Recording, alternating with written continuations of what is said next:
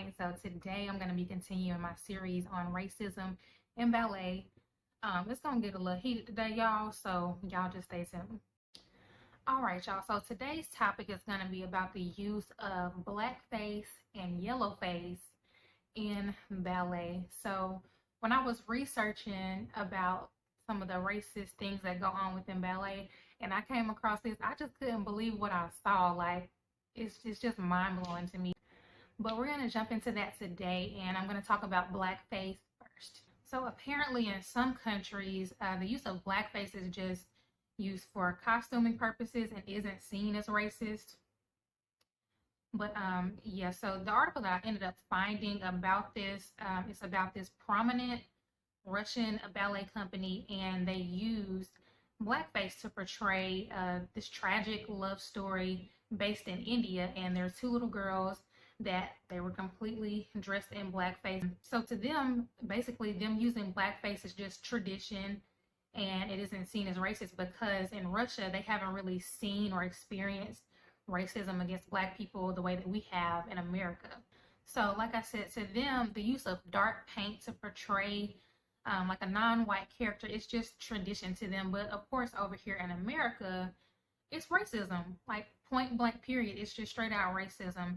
And it's really just a painful reminder of how we were used for comedic purposes back in the day, for minstrel shows and things like that. So it's racism, point blank period. However you want to spin it, it's racism. And my whole thing is, if you're going to go that far to paint yourself black or to use blackface or use dark paint to portray a non-white character, why not just hire more Black dancers or dancers of color to portray those characters so you don't end up in a situation like that? And it just really goes back to what I was saying in part one, how we kind of aren't wanted in the ballet world and things like that. But if we can break that cycle and start allowing and accepting more Black dancers or dancers of color into these other ballet companies, this can be prevented, and you won't have people taking shots at your ballet company and things like that. Or we can prevent like people taking shots at your actual ballet dancers. And I'm going to get into that in just a second, about how the two little girls, they pretty much got dragged through the mud for being dressed and costumed in blackface. So this really gained a lot of traction after Misty Copeland posted a picture on her Instagram page of the two young girls that were dressed in blackface from the Russian ballet company to portray the tragic Indian love story. But what ended up happening is, of course, once other Black people saw it, they came under her comment section and they really just came for the two little girls. And like I said, they just dragged them through the mud, basically. But they took it a step further, which I really don't agree with. They took it a step further and went to the two girls' personal pages and started spewing out some more hateful comments under their pictures and on their page as well. Like I said, which I don't agree with them going that far. But that's pretty much what ended up happening. So as a result of that, when the Black community went over to the girls' personal pages and spewed some more hateful comments to their personal page, they ended up deleting their personal Instagram accounts, which I think that's really, really sad, and it's unfortunate that it got that far. And I don't think that it ever should have gone that far. I don't think that they ever should have gone to their personal pages, especially after they saw how young the girls were. I don't think that they should have done that. They're really young. They were 15 years old. So, but anyway, the crazy part about it is there was another lady, I think she's another Russian ballet dancer, but she commented about it and everything, and she was saying that the girls aren't obligated to know or understand about the social or racial issues that go on in another country. And that may be true, but I really, really love Misty Copeland's response to that, because regardless of if something is not going on in your country and you haven't experienced it, or it hasn't been a part of your history, with all the social media and technology that there is today, you know something, and you know something about that is just not right. To completely cover your body in a dark paint to portray a non-white character, period. Like, you should know something, and you should know that that's not right. Somebody should be teaching them differently, and that's just my opinion. So, y'all, this really just goes to show how much work we have to do and how far we have to go to really educate people about the things that go on as far as racism. Like I said, even if it hasn't really happened in your country and you don't really know about it, you're not educated about it, that's not an excuse. Just because it's not happening to you does not mean that it's not happening. Period. And that's just that. And my thing is because the girls were so young, it's like, what about the adults? If you're an adult at some point, if you've been on this earth long enough, regardless of, like I said, whether it's happening in your country or not, there's so many avenues and ways to be exposed to what's going on in other countries. You ought to know that the use of blackface is racist.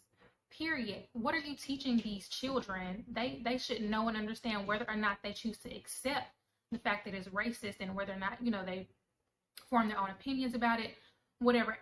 I feel like it's on the responsibility of the adult that's teaching that child about blackface and using that dark paint and things like that, and not giving them the full story of the use of black paint and how racist it is. So like I said, we just really have to do a better job of buckling down and educating people about racism and its effects and things like that. So this type of thing can be prevented. Like I said, I don't agree with how the young girls were treated based on that, because we don't know for sure whether or not they know about blackface and the use of it, but we have to do a better job of educating so this can be prevented. So as I continue to read this article, the one thing that I didn't respect is how they tried to portray Misty Copeland as this bully who was sparking a bunch of hate and things like that. Y'all, she is not responsible for how people behave, how they comment, what they say, what they do. None of that. We are only responsible for ourselves. She's not responsible for that. So for them to go as far as to say that she was this bully who was sparking a bunch of hate comments and made it worse and things like that, I don't agree with that. That's just my opinion, but yeah. But if y'all want to check out the full article, I've linked it in the description box below. I've also linked another article in relation to this same topic where Misty Copeland addresses it again to a different, I think it's another magazine, but she addresses it again. So I've linked both of those in the description box below, just in case you guys want to check out the full articles and Misty Copeland's responses to this issue. So next I'm going to talk about the use of Yellowface in ballet. So with this particular series, with me talking about racism, I didn't want it to be solely focused on black versus white, because you can be racist toward any race and it can go in either direction. So I didn't want it to be solely focused on black versus white. So I wanted to really dive into this and talk about the Asian community as well, because they experience racism within ballet as well. So the title of the article that I ended up finding about the use of Yellowface in ballet, it grabbed my attention right off the bat. So the title of the article that I found is called Yellowface and the Nutcracker Isn't a Benign Ballet Tradition, It's Racist Stereotyping. Period. But yeah, so of course, just the same way that the Russian ballet tried to defend themselves about the use of blackface and how it's not intended to insult and it's just a tradition, other people in ballet try to defend themselves the same way and argue the same point, that the use of yellowface is just tradition and it's not intended to insult the way that they portray Chinese or Asian people within the Nutcracker. Something interesting that I found in the article is that the Chinese portion of the Nutcracker is the only scene where the characters are made to look like another race. Bruh. But even like down to the choreography, so the overuse of bowing, there's something called a two-finger salute. So I think that's something within Chinese culture that's used. So they kind of overuse that. There's something called a Fu Manchu mustache that they use for costuming and some other things as well. So just the overuse of it. And there's another thing that they use that the article calls Chinese silliness. So I guess there's a lot of hopping around, acting silly and things like that, portraying Chinese people almost like a cartoon character. And I think that's really unfair, because Chinese people, they have such a rich history and a rich culture, and to be minimized down to being like a cartoon character and seen as only this stereotypical type of thing that you only see on TV, or like, for instance, in a cartoon or wherever, just that stereotype. I think that's very unfair, and it's unfortunate as well for the Chinese community. They, like I said, they have such a rich history and culture, and they deserve so much more than to be minimized down to that. And I think the most unfortunate part of the article for me was how the author was saying how she was, when she was doing some of her research about Yellowface and things like that, she would talk to a few people and she would have a few backstage conversations with some of the younger girls that were ballet dancers, and she put an emphasis on the girls being little white girls, and that really just goes back to part 1 as well, where I talked about there's just not a lot of black ballet dancers. But as she was talking to them, they were really proud to say that doing the Chinese part in the Nutcracker helps them learn about other cultures. But the thing about that is they're getting a really dumbed down version of Chinese culture by the use of Yellowface, and like I said, a lot of the overuse of certain movements like the bowing and the 2-finger salute and costuming with the mustaches and things like that. They're getting a really watered down version of what they really could be learning about Chinese culture and other cultures as well. So the article goes on in further detail about how the author of the article, she did some teaching over at Beijing Dance Academy, and so the way that she would teach some of the dance instructors over there about the history of ballet is she would show them clips of the Nutcracker, and she would specifically show them the Chinese portion of the Nutcracker that's used in America.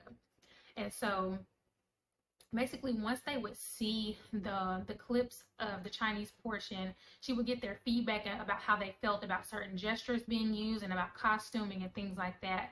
And so interestingly enough, there was one particular dance instructor who could tell that the use of some of the gestures and things like that weren't done in innocence. So, I mean, y'all do the math. If they can tell just by watching it and seeing how it's done, it's racist. So the use of Yellowface is racist as well. But I'm going to talk about that a little bit further in further detail in the last part of this series. So just about the advancements and things that are kind of moving along as far as racism and things like that in ballet and how it's trying to get a little bit better. But in the meantime, if y'all want to check out the full article of what I found about the use of Yellowface in ballet, you can check the description box below for that one as well. All right, y'all. So that's it for today. So I know today's topic was pretty heavy, but if y'all don't take anything else away from this, is really just that awareness is key. And that's with anything, especially with racism. So that's really a major key when trying to provoke change in any area of your life. But specifically, since I'm talking about racism, awareness is a major key.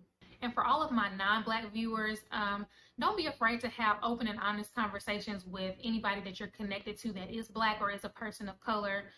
Just have that open and honest conversation. So once you do that, and especially for both parties, throw away your assumptions, get rid of your misconceptions, all of that. Just have an open and honest conversation. It's all about being respectful. So if you want to know more about how racism has affected another person on either end, it doesn't matter. Just be respectful and have the open and honest conversation. So y'all check me back here again next Wednesday for the next part in this racism series. Don't forget to like, comment, and subscribe. And remember, we'll be facing fears forever together. Peace. It's STG.